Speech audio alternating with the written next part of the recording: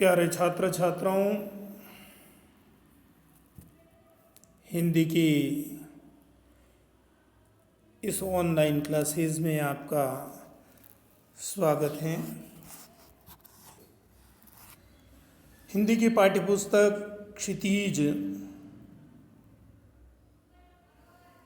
के पद्य खंड के पहले ही पाठ में हम लोग आज अध्ययन करेंगे सूरदास के बारे में। सूरदास जी का जीवन परिचय, इनका साहित्यिक परिचय, सूरसागर इनकी रचना, सुरसारावली, साहित्य लहरी, और इसके बाद सूरदास जी ने अपने पद्यांशों के माध्यम से हमें क्या समझाया है। कृष्ण और राधा का प्रेम का जो चित्रण किया गया है उसके बारे में हम अध्ययन करेंगे। बोर्ड परीक्षा में कवि परिचय के बारे में, पाठ परिचय के बारे में एक प्रश्न आता है और वो प्रश्न लगभग 2 या 3 अंक का होता है। प्रत्येक कवि के बारे में आप बहुत गंभीरता से अध्ययन करें, पाठ परिचय बहुत ध्यान से पढ़ें।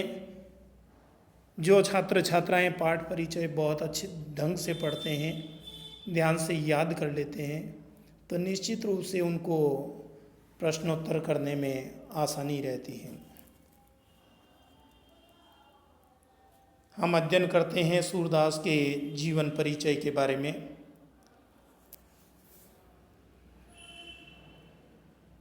हिंदी साहित्य के इतिहास में 3 कालखंडों का निर्धारण किया गया है: आदिकाल, मध्यकाल और आधुनिक काल। मध्यकाल के अंतर्गत भक्तिकाल और रीतिकाल। इन्हीं में भक्तिकालीन कवियों में इनका स्थान आता है। भक्तिकालीन कवियों में ब्रजभाषा के अतुलनीय कवि सूरदास का जन्म संवत 1540 और संवत 1478 में हुआ था।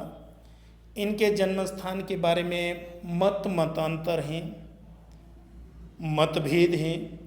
कुछ विद्वान आगरा मथुरा के बीच स्थित रुनकता गांव को और कुछ दिल्ली के समीप स्थित सिही गांव को इनकी जन्मस्थली मानते हैं। सजीव वर्णनों से जनमन को मुग्ध करने वाले और रंग रूप वेशभूषा की आलंकारिक शैली में प्रस्तुत करने वाले महाकवि सूरदास नेत्रहीन थे। कुछ लोग इन्हें जन्मांध मानते हैं और कुछ लोग बाद में अंधा होना मानते हैं। सूर मथुरा आगरा मार्ग पर यमुना के गौघाट पर निवास करते थे। वह दास भाव के पदों का गान किया करते थे। वल्लभाचार्य जी से भेंट होने पर उन्हें उनके उपदेशों से प्रभावित होकर आपने श्री कृष्ण की सरस लीलाओं का गान प्रारंभ किया।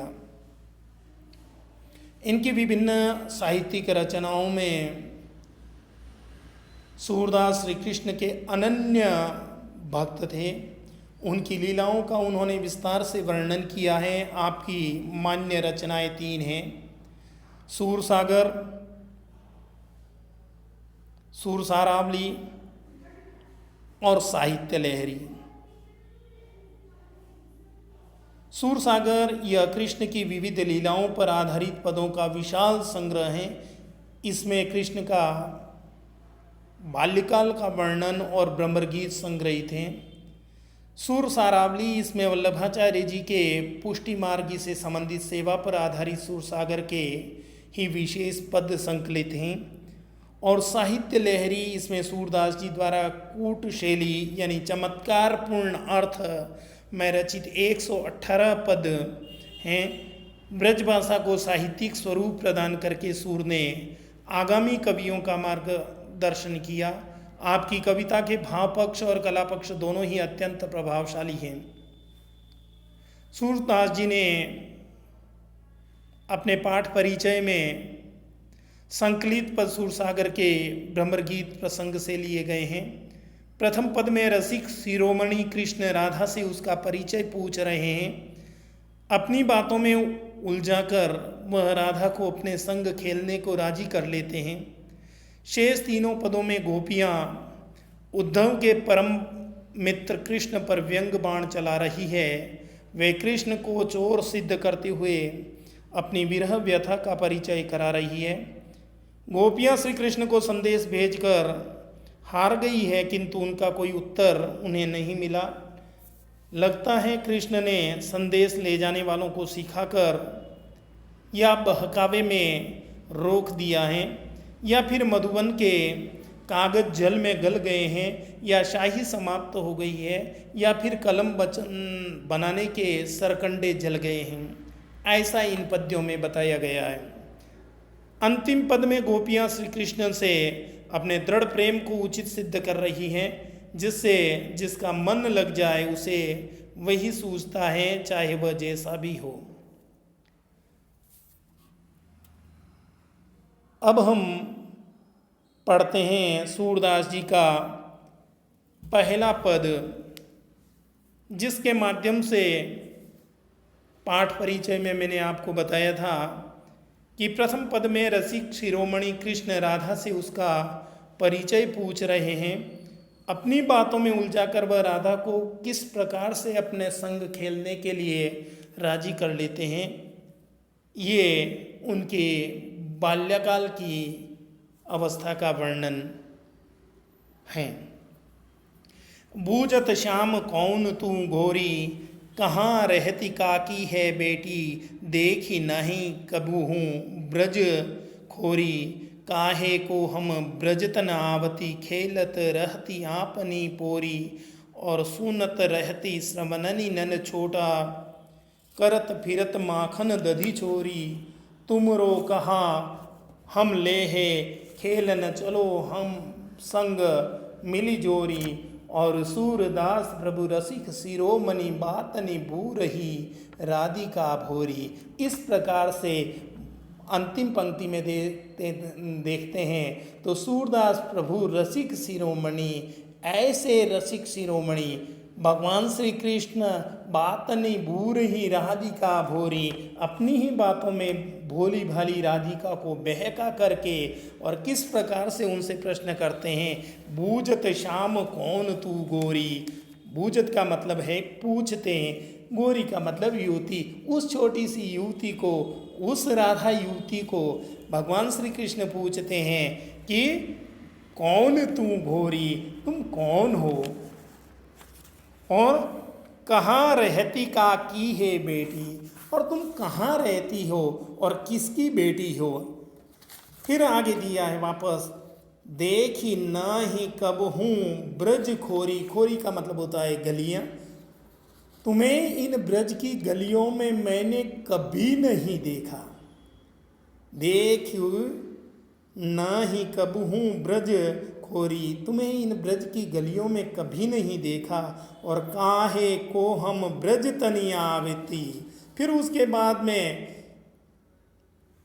वो पूछते हैं कि हमसे इससे पहले तुम्हें ब्रज की गलियों में कहीं नहीं देखा, और उसके प्रत्युत्तर में राधा उत्तर देती है कि भला हमें ब्रज में आने की क्या आवश्यकता है, काहे को हम ब्रज तनी आवती, हमें ब्रज में आने की क्या आवश्यकता है, तो तुम इस तरह के प्रश्न कर रहे हो। और खेलती रहती आपनी पोरी, हम तो अपनी ही द्वार पर या अपने ही घर पोल में खेला करती हैं, मैं तो अपने ही द्वार पर खेलती रहती हूँ। हाँ, कानों से यह अवश्य सुनती रहती हूँ कि कोई नंद जी का लड़का मक्खन और दही की चोरी करता फिरता है, तुमरो, फिर उसके बाद में कहा है सुनती रहती श्रवणिनी नन चोटा और फिरत माखन दधी चोरी। हाँ, मैं ये जरूर सुना करती हूँ कि कोई नंद बाबा का जो लड़का है वो मक्खन और दही की चोरी करता फिरता है। फिर उसके उत्तर में भगवान श्री कृष्ण फिर से उत्तर देते हैं, राधा के उसी प्रश्न का उत्तर देते हैं, तुमरो कहा चोरी हम ले, भला हमने तुम्हारा क्या चोर लिया है जो तुम हमें इस तरह से चोर बता रहे हो। खेल न चलो संग मिली जोरी, हमने तो तुम्हारा कोई चुराया नहीं है, हमने तुम्हारा अभी तक कुछ भी चुराया नहीं है। हमारे संग तुम तो खेलने चलो, आओ और हम साथ साथ खेलते हैं। अगर मैंने चोरी भी की है तो तुम्हारा क्या चुरा लिया है, तुम्हारा यदि कुछ नहीं चुरा लिया है तो आओ हम लोग साथ साथ खेलते हैं। और सूरदास प्रभु रसिक शिरोमणि बातनी भूरही राधिका भोरी। सूरदास जी कहते हैं कि उनके प्रभु श्री कृष्ण बड़े ही रसिक हैं, उनको मीठी मीठी बातें बनाना खूब आता है। उन्होंने भोली भाली राधिका को भी अपनी बातों से बहका लिया है और दोनों साथ साथ खेलने चल दिए हैं। इस प्रकार से आप लोग इस पद्यांश की व्याख्या करेंगे। फिर दूसरा पद्य इसमें दिया है, मधुकर श्याम हमारे चोर, मन हरि लियो तनक चितवन में, चपल नैननी की कोर, पकड़े हुते हृदय उर अंतर, प्रेम प्रीति के जोर, गए चढ़ाई तोरी हम सब बंधन, दे गए हंसनी अकोर, और चौकी परी जागत निसिबी थी, दूत मल्यो एक भोर, और सूरदास प्रभु सर्वस लूट्यो, नागर नवल किशोर।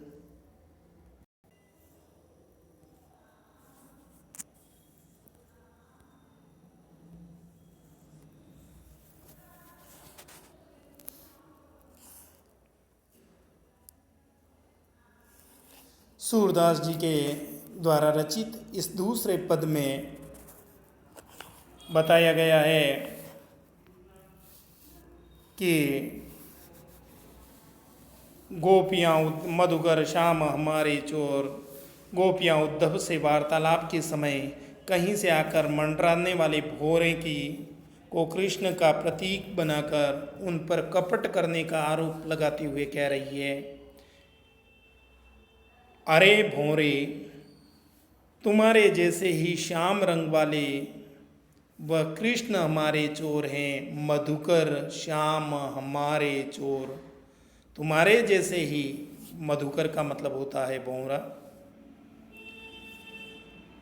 तुम्हारे जैसे ही श्याम रंग वाले वह कृष्ण हमारे चोर हैं। मन हरि लियो तन की चितवनी, उन्होंने अपने चंचल नेत्रों के कोनों से अपनी तनिक सी दृष्टि डालकर हमारे मन को चुरा लिया है।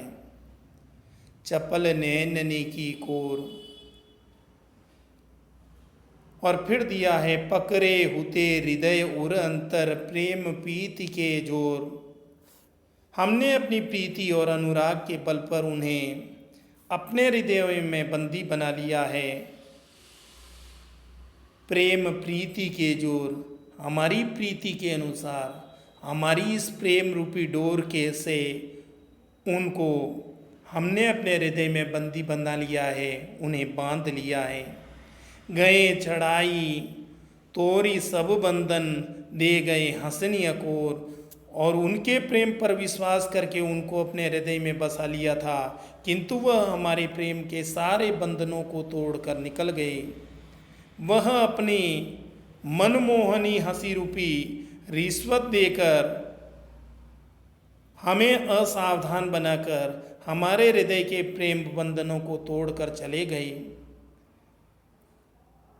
इस चोरी और कपट का पता चलते ही हम लोग चौंक कर जरा जाग पड़ी। हमारी सारी रात जागते ही बीती। सूरदास प्रभु और चौकी परी जागत निसी बीती। इस चोरी और कपट का पता जैसे ही हमें चला तो हम चौंक कर जाग पड़ी, जैसे एक स्वप्न आता है और स्वप्न में कहीं गिरने पड़ने का एक डर सा लगता है और नींद जग जाती है। ठीक उसी प्रकार से जैसे ही इस छल कपट का हमें पता चला तो हम चौंक पड़ी और धूत मिल्यो एक भोर। हमारी जैसे ही जाग पड़ी तो हमारी सारी रात जागते ही बीती। फिर हमें उनका एक दूत संदेश लाने वाला भौरा, वो भौरे के रूप में इंगित किया है, उद्धव को मिला। उसने अपने योग के संदेशों से हमें लोगों को बहुत दुखी किया। उस चतुर नवल किशोर सूरदास प्रभु सर्वस लूट्यो नागर नवल किशोर, उस चतुर नवल किशोर कृष्ण ने हमारा सब कुछ लूटकर हमें वियोग की ज्वाला में जलते रहने को छोड़ दिया। इस प्रकार से इन दोनों पद्यांशों को व्याख्या मैंने समझाने का प्रयास किया। इसमें जो दोनों पद्यांशों में जो कठिन शब्द आए हैं, जिनका शब्दार्थ भी मैं बता देता हूँ, उनका अर्थ आप सुनकर लिखते रहें। मैंने बीच बीच में बताने का प्रयास किया, लेकिन फिर भी अगर आप नहीं लिख पाए हैं तो समझने का प्रयास करें। पहले पद में बूझत यानी पूछते हैं, गोरी यानी युवती, खोरी गली, ब्रजतन ब्रज की ओर, पोरी बरामदा या मुख्य दरवाजे के अंदर का भाग, जिसको पोल भी कह सकते हैं, श्रवणनी यानी कानों से, नंद टोढ़ा यानी नंद के पुत्र भगवान श्री कृष्ण के लिए आया है, दधी यानी दही, मिली जोरी यानी जोड़ी बनाकर या साथ साथ, रसिक शिरोमणि यानी रस पूर्ण बातों में बहुत चतुर, ये भी रसिक शिरोमणि शब्द भी भगवान श्री कृष्ण के लिए आया है।